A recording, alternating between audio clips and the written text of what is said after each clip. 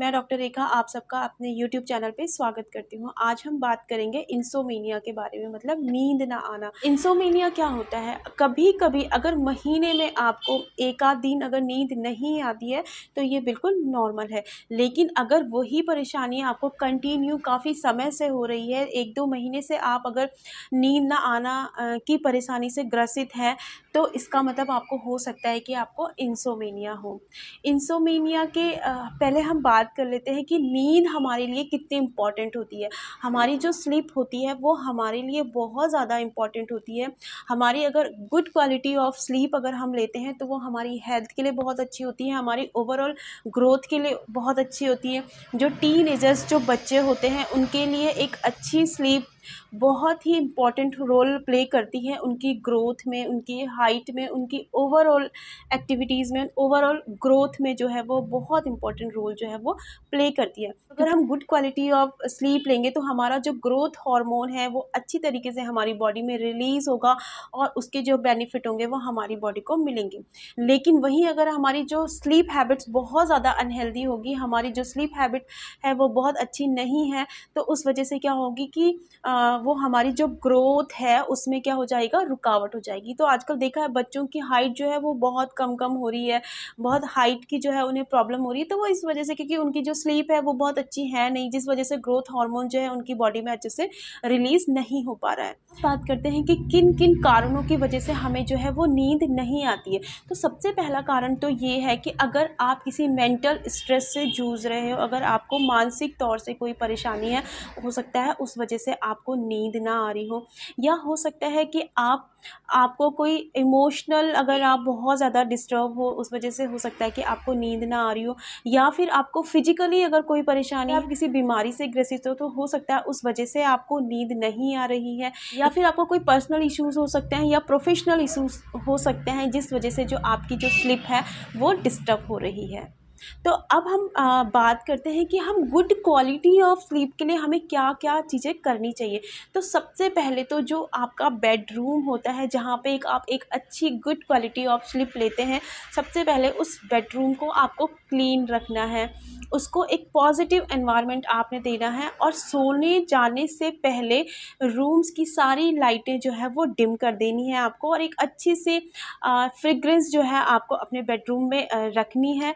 और बेडरूम में सोने जाने से पहले अपना जो फ़ोन है आपको उसका जो डाटा है उसे ऑफ़ कर देना है। अगर आपके बेडरूम में टीवी है तो उसे आपको ऑफ़ कर देना है। वैसे अवॉइड करें कि बेडरूम में टीवी हो। बेडरूम में टीवी नहीं होनी चाहिए।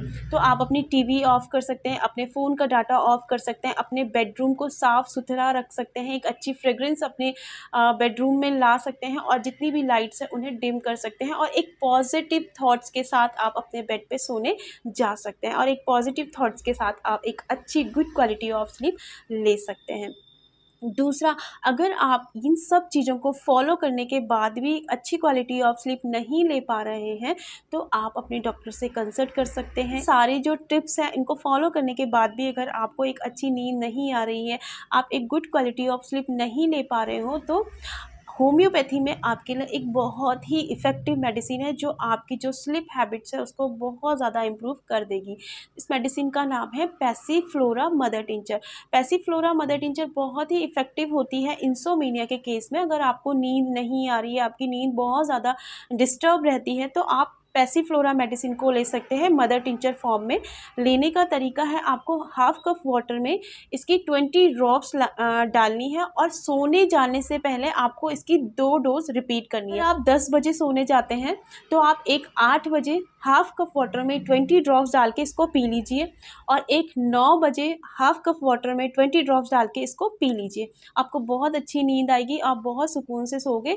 और जो ये मेडिसिन होती है पैसिफ्लोरा, ये क्या करती है, आपके माइंड में जो एक नेगेटिव थॉट्स जो आते हैं, बहुत ज़्यादा विचार जो आपके माइंड में आते हैं जिस वजह से आप सो नहीं पाते हो, एक बहुत अच्छी नींद नहीं ले पाते हो, इन सब को दूर करती है, इन सब से आपको प्रोटेक्ट करती है और आपके माइंड को बहुत ज़्यादा रिलैक्स करती है। तो अगर आप इस मेडिसिन को लेते हो तो आप एक गुड क्वालिटी ऑफ स्लीप ले सकते हो। इस मेडिसिन का कोई भी साइड इफ़ेक्ट नहीं है, ना ही इस मेडिसिन की आपको आदत पड़ती है।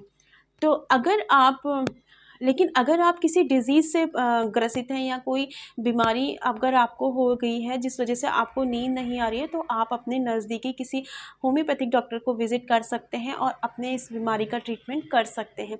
लेकिन एक गुड क्वालिटी ऑफ स्लीप के लिए एक गुड क्वालिटी ऑफ माइंड का होना बहुत ज़्यादा ज़रूरी है, इसलिए अपने स्ट्रेस को दूर करने की कोशिश कीजिए। योगा, एक्सरसाइज, पॉजिटिव लोगों से मिलने की कोशिश कीजिए, पॉजिटिव बुक पढ़िए, पॉजिटिव लोगों से बात करिए, पॉजिटिव एनवायरनमेंट में रहिए, नेगेटिविटी अपने आप से दूर कर दीजिए। जो जिनसे लगता है कि आपको नेगेटिव थॉट्स आती हैं या नेगेटिव वाइब्स आती हैं, उन लोगों से दूरी बना लीजिए।